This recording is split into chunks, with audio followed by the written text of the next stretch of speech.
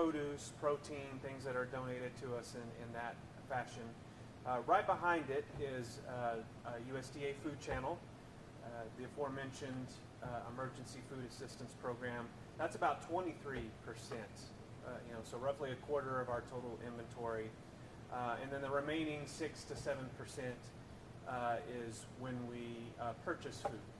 That is, of course, based on availability of funding and things of that nature. So those are our three main food channels that we receive food. So the Emergency Food Assistance Program, with the acronym of TFAP, we have been a part of this program for nearly 3 decades. So it really was mid-90s to early 90s when we came on board with the program, and we saw it as a great way to get food, additional food into the food bank to help with the needs that are in, the Texas Panhandle.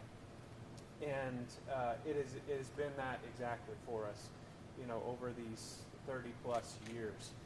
And it's a program that's authorized by the Farm Bill, that is usually up for renewal in Congress every 5 years or so. It depends on what state that you live in, but here in Texas, all the food banks have the TFAP contracts for that food program. So it's distributed through food banks here in Texas, and it has been a great source of additional food product, like I mentioned, but there's also a great health a health aspect to the program, such as when we receive canned goods through the program. There's a lot of initiatives that have been taken to keep that low sodium, and we get a lot of good protein items through the program, pinto beans, things like that. So health has really been a focus of the program too, which has been great for our distribution. So a little earlier this year, USDA announced that $500 million of additional food purchases through the program were canceled for 2025. So to back up a little bit, in 2023, some additional funding was authorized for the year 2024, and we began receiving additional food through that program in 2024. And in fall of 2024, the $500 million of additional food purchases was announced as well for 2025. And this is the one that got canceled for this year. So what we did was, we wanted to see what that meant for us. And it took a little while to see what the product was that would be affected through that. And for us, it turned out to be about 13 truckloads or so of scheduled product that was going to arrive throughout the year in 2025 that will no longer be receiving. But I just also want to emphasize, so this cancellation of food is the additional product that was authorized last year. The program itself, the TFAP program itself, has not been cut. It's still going. We will continue to receive food, through the TFAP program because it's authorized through the Farm Bill, and that's something that the entire nation is involved in food banks around the country. So, obviously, that is 13 truckloads for us is a significant amount. And when you look at it compared to the need that is out there right now in the Texas Panhandle, those additional purchases has definitely helped us meet that, because right now we are now serving, on average, every month, it was very close to 13,000 households in March. That's a record.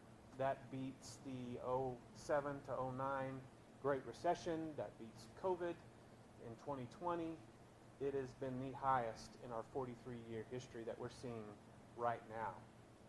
So obviously that we will always take additional food, and that's been the case in 2020 when we had a lot of food come in, we were able to distribute that. So what does this mean for us going forward? Well, you know, obviously when I said the 13 truckloads and that's scattered throughout the year, we want to, you know, definitely mobilize some resources to help us bridge that gap. And the first one being that we've definitely set a goal of fundraising for $250,000 that we would like to raise that would help us bring in some more food. Now, when I say bridge the gap, we don't see it necessarily as we raise $250,000 for food and that need is met. It takes all of these channels really working together to help meet the gap. So that's the first one. And we know where we live, you know, here in the Texas Panhandle, everybody is extremely generous, and we, you know, still have a lot of needs out there. I mean, from the trends that we've been seeing from our partner agencies that are helping feed throughout the Panhandle, those numbers aren't going down anytime soon. So we want to help support them in any way we can, and this is the first way. We'll be launching a special little page on our website for the campaign soon that folks can jump on there and donate and help. And you know, we usually have a donor or two who steps up that will help match your challenge, and that's something that we're working on to maybe see that we can get. Secondly, we want to definitely mobilize our donated food channel more. We want to meet with our food donors and explain the need, of course, that we have right now here, and see what we can do to increase that. I mean, we've got some great food donors, you know, in our area, that some with established relationships that span decades, and so we'll be working with them to help increase that throughout the year. And lastly, of course, with this USDA program, there definitely still is an opportunity here with the Farm Bill that I mentioned. Now, the Farm Bill has not been reauthorized yet, and so this is a time that we are definitely going to be advocating for and visiting with our officials on to help increase, you know, the amount that is funded through the TPAP program in the Farm Bill to potentially make some things permanent. It has been historically a very good program and lots of support. So there definitely is some potential there to, you know, make some things and get some increases back through the program as we work through the Farm Bill. And we know that there will probably be some additional bonus product that will be purchased through USDA at some point that will also help bridge this gap a little bit. So we want to really look at those three channels to help us during this time, because it all comes down to, you know, our friends, our neighbors that need help every single day. I'm sure there's not a single person in this room that doesn't know or hear about somebody who's had to make some tough decisions lately. And really, that's what it's about at the end of the day. We wanted to, you know, really come together and explain what this means for us and what our path forward looks like. But like I said, it takes all of these channels working together to make things work. And I can stand here and say confidently that no, I'm not worried about what the future looks like. We have always had our needs met as far as when it comes to inventory. It may not be an overflowing abundance of inventory, but we've seen what has happened in 2020 and what we went through, you know, in 2020. We had funds and resources pour into the food bank where we had every shelf stacked, food on the floors. Our inventory control manager remembers that well. And food was going out the door. And when we had all those resources, all those channels working together, there were 2 months in 2020 where we distributed over 1 million pounds of food. So it is possible, even in where we are now where we hope to be. So we just wanted to really kind of share what this means for us, and we hope to have some great news following here in the next couple weeks, and what we're able to do. But and also just to reassure everyone that we're moving forward. We always have, and we'll continue to meet the needs. Have a dedicated group of staff members right behind you, and board as well that is going to do everything that we can to keep things going. So that's it. I don't know how I need to end this. Want to do questions or whatever y'all want to do.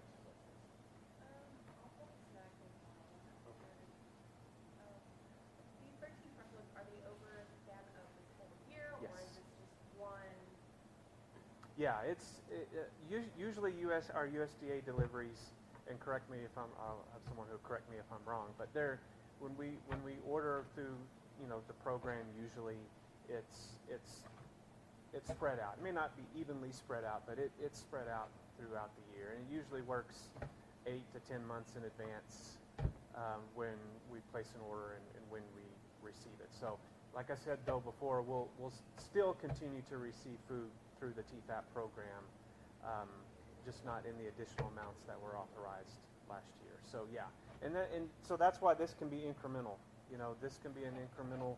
We don't need all this tomorrow to fill the gaps. Although our food inventory, is low. We historically have a larger perishable food inventory than we do a shelf stable.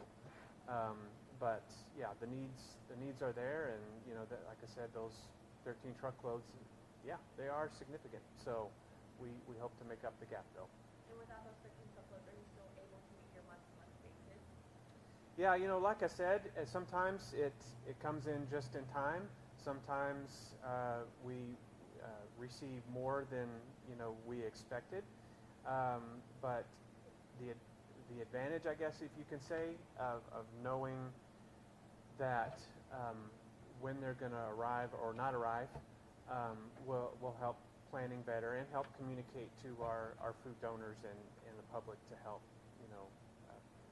hopefully bring in the resources that we need. But yeah, I'm still confident of us moving forward and what we'll be able to do. Can you give a kind of an explanation? I think we all understand, like, why you're not receiving these, like what mechanism is stopping these from coming in, these loads that you're not going to be getting now?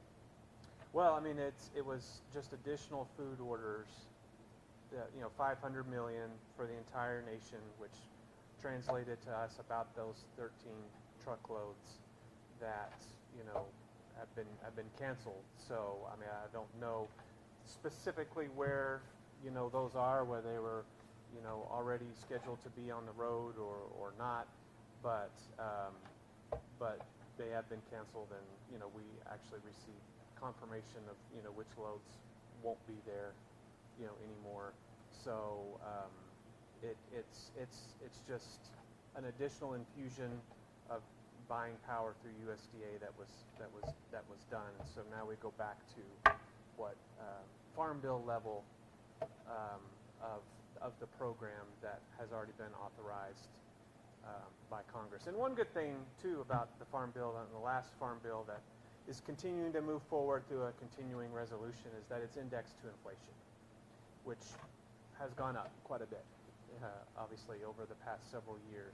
So there is some natural increases on the base program anyway, but like I said, we could always use additional food. We have no problem distributing food once it reaches our doors. Was that explanation given, or does it come down to the agricultural secretary to make these decisions? Is that usually how it comes down? Yeah, I mean, as far as I know, it was just USDA that announced the cuts specifically. So the cuts to the additional food that was authorized last year. On that point, with the sort of financial cuts across all the departments of the federal government, is there any concern that USDA might not be able to meet food needs with any No, I mean, I don't think so. I mean, because like I said, the benefit of being part of this program is, you know, it's a mandatory authorized program, you know, by Congress. The TFAP program, we have our senior food box program. Actually, that's part of that, and SNAP is also part of the Farm Bill. And we do have the benefit of it being indexed, you know, to inflation. But it's also just an opportunity for us to say, hey, you know, bring it down to the local level, bring it down to the Texas Panhandle. This is what it means.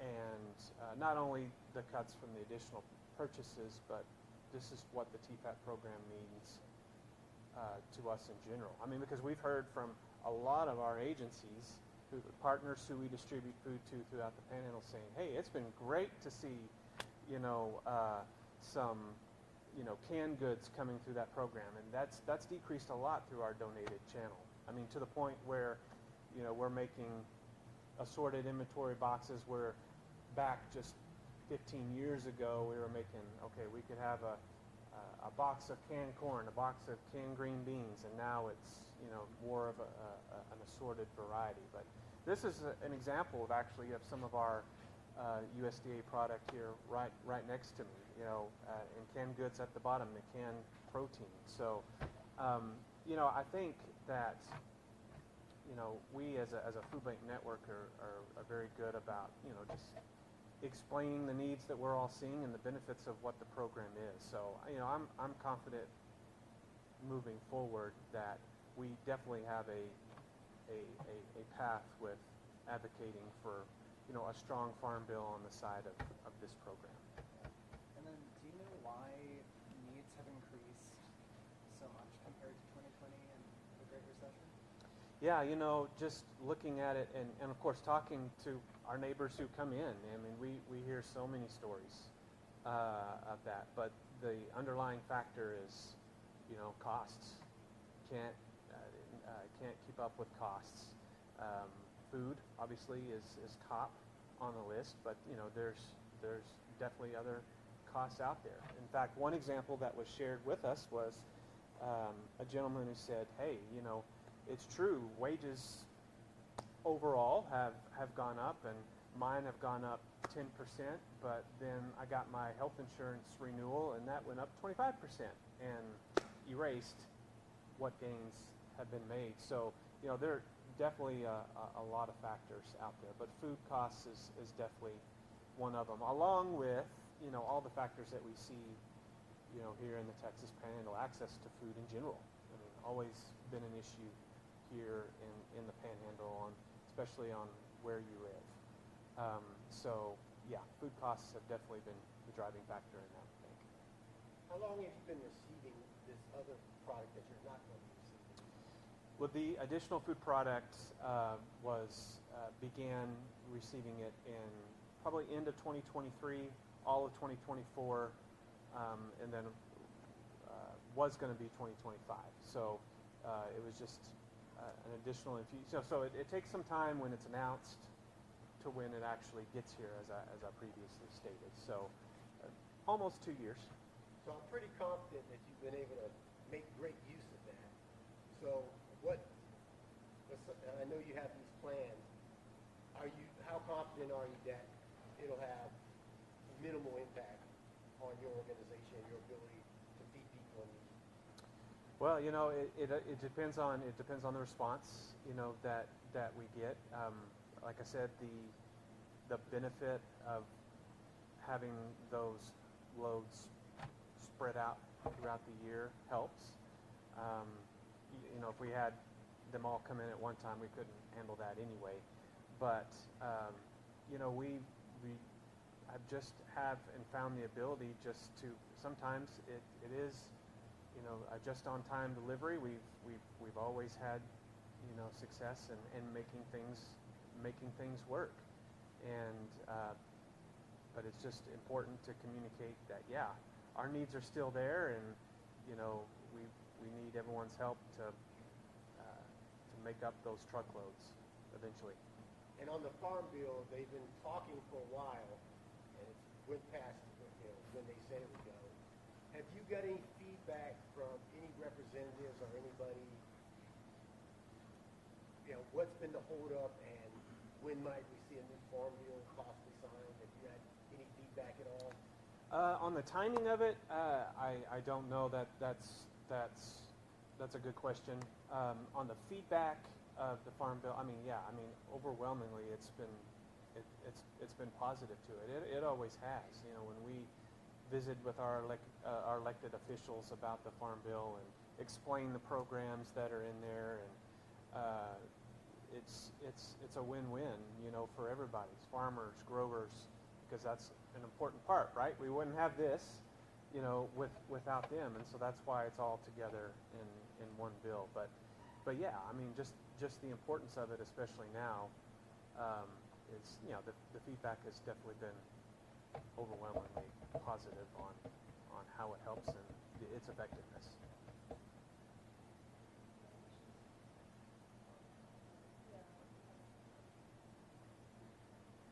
Anything else? Don't go nowhere, because she's going to have a one-on-one. Yeah, I know. That's why I got my water bottle. I'm ready. I'm just going to ask you a question. I don't need a one-on-one with you.